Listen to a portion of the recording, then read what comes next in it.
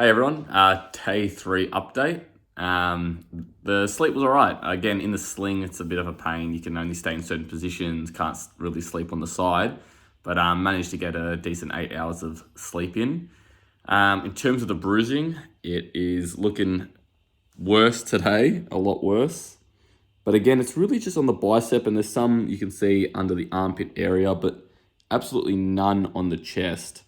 So again, like I said yesterday, I'm thinking that it was the tendon that attaches to the humerus that's gone, but won't be able to tell with the MRI. Pain is only, again, the same as yesterday when I'm going past range of motion, but my range of motion, again, is increasing. Like for the morning when I haven't, I haven't been moving around, so it's been quite static. It is moving a lot easier. Going sideways is not the easiest. That's probably the limit there. But I won't really have too much updates today, but I wanted to talk about in this video around how it actually happened. And, I mentioned that it happened during BJJ, but I'll jump into the specifics as to, how it actually occurred on that training session. So I'll talk about that in the next clip. Alrighty, it's the end of the day, and like I mentioned in the earlier clip, I just wanted to talk about what actually happened and how did I tear my pec. And thankfully during the day I've been moving around, so I've actually got a bit of range of motion. It's not so stiff.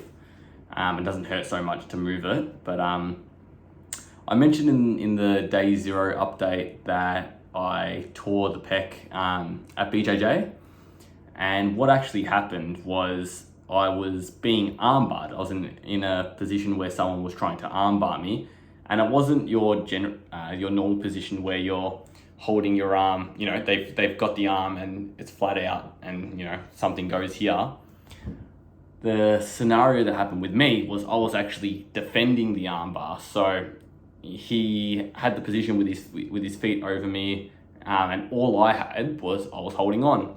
This is the pec that went, and I can actually bend it a little bit, but I'll demonstrate with this arm because I can move it around easier. So he was pulling with all his might, and I'm just holding. And usually, and from what I've seen is that the hands will slip, and you'll get it flattened out, and you'll tap out. In my case, I thought I was in a pretty good position because I'm holding it here. And, then they start using their feet to try and pry it open, but it just wasn't going. And I don't know if I attribute that to my arm wrestling strength, where I can just grip onto something that's not going anywhere. But what would have happened was that the pressure was just too much, and it wasn't giving up here, but giving up here. And that's just when the pec blew. It was just, the noise was terrible, just a pop. And just felt like Velcro ripping. And actually the person that did it actually thought it was the gi that ripped for a second, and then he realized, oh my god, it was the chest when he saw my face, because as soon as it happened, I knew that it was my chest that went, even though never had any kind of serious tear before, never had an audible tear. This was the first one, but that's how it happened. I'll have to look up, when I get back to BJJ, better ways to defend the armbar. I thought I was in a good position. I didn't feel any tension there, but that's the thing with things like combat sports. They're so dynamic, and pressures can change. The unexpected can happen. You can be in a weird position, and unfortunately an injury like this can happen, but only learn from them, and I'll try and come back stronger. That's it for today, guys, and I will catch you in the next update. Thanks.